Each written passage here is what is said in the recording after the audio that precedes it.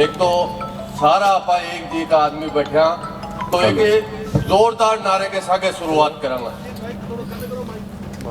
और मैं आपन भी है बात को पता चल जागो कि आपा कितनी मजबूतियों लड़ रहा है और दूसरा भी है बात को पता चल जागो कि ये सड़क की तारे तक पहुंचने वाला ही घेर की चारों ना कहूं ताने बड़ी वार्ड की राख देंगे।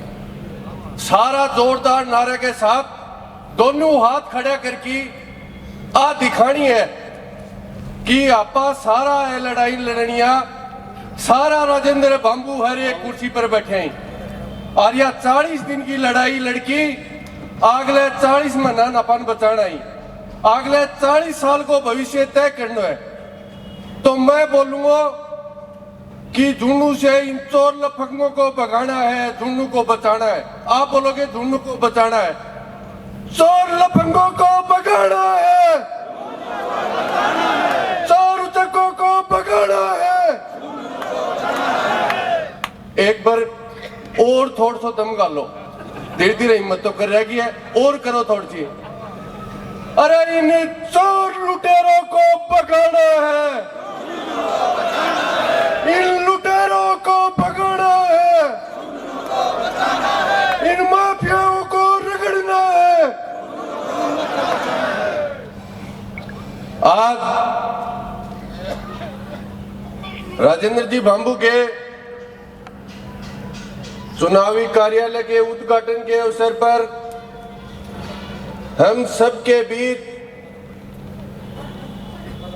पधारी हुई एक ऐसी शख्सियत जिन्होंने पिछले 5 दशक से इस झुन्नू जिले को ही नहीं पूरे राजस्थान की राजनीति में एक नई दिशा और दशा देने का काम किया है, वो सुमित्रा सिंह जी जिनके साथ हमारी 3 पीढ़ियों ने काम किया है। और हम वही लोग हैं जिन्होंने आपके साथ रहकर इस झुन्नू जिले में ये बोलते हैं कि ये ओड़ा परिवार का गढ़ है, लगातार 3 बार रगड़ने का काम किया है। हम वही लोग हैं और आपके सानिध्य में किया है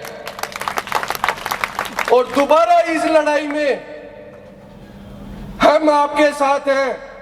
आपने सिर पर हाथ रखा है तो इस झुन्नू जिले के सभी नौजवान बूढ़े बुजुर्ग सब एक उम्मीद के साथ कि ये वो लोग हैं जो इस लड़ाई को अधूरा छोड़ने वालों में से नहीं है, पीठ दिखाकर भागने वालों में से नहीं है।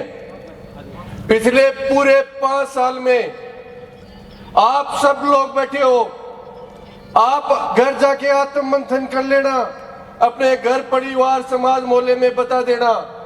अगर ईमानदारी से राजेंद्र जी ने आपके साथ हर कार्यक्रम में समाज के सुख दुख में साथ दिया है तो आज हम सबकी जिम्मेदारी बनती है कि इनकी जो लड़ाई है, जो अपने लिए नहीं हमारे समाज को हमारे जिले को बचाने में लगे हैं, हम इनको कमजोर छोड़ने की बजाय सारे के सारे मिलकर साथ दें। हमें बताना है हमारे समाज मोहल्ले में क्या करना है, क्योंकि वहां की व्यवस्थाएं हमें तय करनी है। हमें इनको ये बताना कि आपकी ये ड्यूटी बनती है और हमने ये मोर्चा संभाल के रखा है। धीरे धीरे 5 से 50, 50 से 50,000 और धीरे धीरे सब एक संकल्प के साथ लगेंगे तो वो दिन दूर नहीं है कि सारे के सारे मिलके हम झुन्नू की विधानसभा के गेट तक पहुंच जाएंगे। और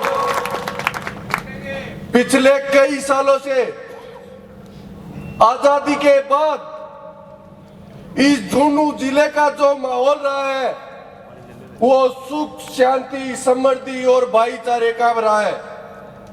धीरे धीरे इस समाज में जिन तड़ी पाड़ लोगों को यहां से 15-20 साल भगा दिया, 15-20 साल पहले भगाया था, धीरे धीरे वो सेटिंग करके अपने बीच में आके इस समाज को खोखला करने के लिए वापस आ गए और यहाँ आके कहते हैं कि ये झुन्नू जिले में बात करने वाले, इस समाज के लिए लड़ने वाले लोग 2% के आदमी है, हम उसका 2 मिनट में मुंह बंद कर देंगे। मैं कहना चाहता हूं, वो मंच के माध्यम से भाषण देते हैं कि आपको ऐसा आदमी चाहिए जो विधायक के सामने बोलने तक का मादा नहीं रखते हो। मैं तो 2 ही मिनट में तारी डीपी चोर चेंज करा दूं तो ये बचेंगी जज करा दे बने। ए मामले में तो अणके अनुभव की भी अपन दाद देनी चाहिए। इतना शानदार अनुभव है ए मामले में, अपन मुकाबला कौन कर सकेगा।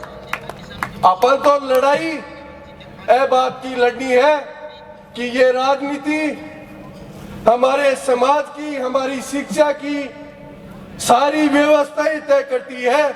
क्यों ना हम अपनी राजनीति खुद तय करें। हम मूल्यों के साथ लड़ने वाले लोग हैं, हम समाज की व्यवस्थाओं के लिए लड़ने वाले लोग हैं। और आप सब लोग समाज में जाके, गांव में जाके, शहर में जाके, डाणी डाणी में यह चीज बताएंगे। अगर नौजवानों को अगर कोई पूछना है कि ये नौजवान आपके लिए लड़ने वाला है या नहीं है, अगर दूसरी पीढ़ी में अगर वयस्क लोग हैं वो जाके पूछ लेना कि राजेंद्र जी ने ईमानदारी से उनकी लड़ाई 5 साल लड़ी है या नहीं लड़ी है। और उससे अगली जो पीढ़ी है, हमारे बुजुर्ग लोग हैं, उनसे जाके ये पता कर लेना कि सुमित्रा जी ने उनकी लड़ाई ईमानदारी से लड़ी है या नहीं लड़ी है।